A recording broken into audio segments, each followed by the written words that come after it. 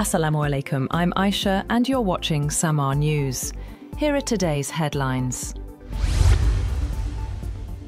President Donald Trump has defended his record and touted what he called major achievements, despite sliding approval ratings. Speaking at a rapid pace in a rare evening address from the White House, Trump claimed the economy had turned around, announced a cash payment for service members, and promised action on housing, energy, and drug prices, offering few new policy details. Meanwhile, the White House has installed new plaques beneath photos of former US presidents on President Trump's so-called Presidential Walk of Fame, sharply criticizing several Democratic predecessors. The move breaks with tradition, turning a symbol of national unity into a platform for Trump's combative political messaging. Pakistan's Foreign Office has dismissed reports of an upcoming visit by Chief of Defence Forces Asim Munir to Washington.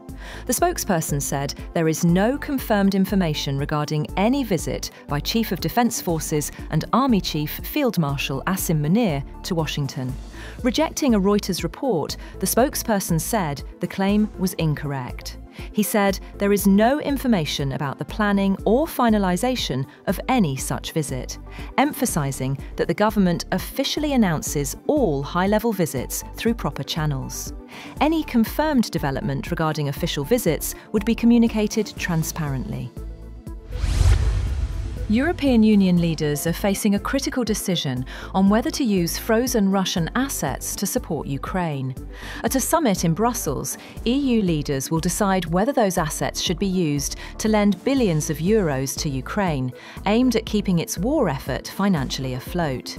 The European Union views Russia's war in Ukraine as a direct threat to its own security, and says continued financial support for Kyiv is essential. EU Foreign Policy Chief Kaja Kallas said the bloc cannot afford to fail, adding that leaders would remain at the summit for as long as necessary to reach a decision. Russia says it is preparing for contacts with the United States on the situation in Ukraine. The Kremlin said the discussions would focus on obtaining details of US talks with European countries and Ukraine regarding a possible peace settlement. Media reports say US and Russian officials are expected to meet in Miami this weekend, with Russia's delegation said to include President Vladimir Putin's investment envoy, Kirill Dmitriev. Kremlin spokesperson Dmitry Peskov confirmed that contacts with the United States are planned, but did not comment further on the reported venue or timing. The US Senate has voted overwhelmingly to advance a $901 billion bill setting policy for the Pentagon, sending the massive piece of legislation to the White House, which has said President Donald Trump will sign it into law. The 2026 National Defense Authorization Act authorizes a record $901 billion in annual military spending, with a 4% pay raise for the troops. It also authorizes reforms to the system for acquiring military equipment and includes efforts to boost competitiveness with US arch rivals China and Russia. In a break with Trump, this year's NDAA includes several provisions to boost security in Europe. The United States has also approved $11.1 billion in arms sales to Taiwan, the largest ever US weapons package for the island, which is under increasing military pressure from China. The proposed arms sale covers 8 items, including HIMARS rocket systems, howitzers, Javelin anti-tank missiles, Altius loitering munition drones, and parts for other equipment. Taiwan's Defense Ministry said the United States continues to assist Taiwan in maintaining sufficient self-defense capabilities and in rapidly building strong deterrent power and leveraging asymmetric warfare advantages, which form the foundation for maintaining regional peace and stability.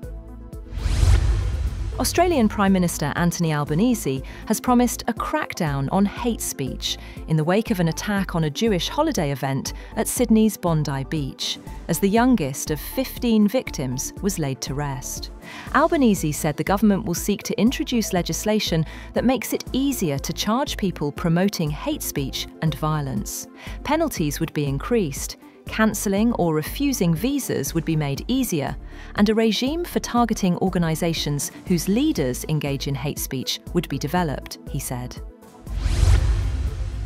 French, Saudi and US officials have met Lebanon's army chief in Paris to push forward a roadmap aimed at disarming Hezbollah. The talks were focused on documenting the Lebanese army's efforts and strengthening the ceasefire mechanism agreed after last year's Israel-Hezbollah fighting. And restorers in Rome are using laser technology to clean the column of Marcus Aurelius, stripping away decades of pollution from the nearly 1,840-year-old monument. Italy's largest laser cleaning project to date is revealing the original white Carrara marble and intricate battle scenes carved during the reign of the Roman emperor. That's all for now. For more updates, visit www.samaa.tv. Thank you for watching Samaa News.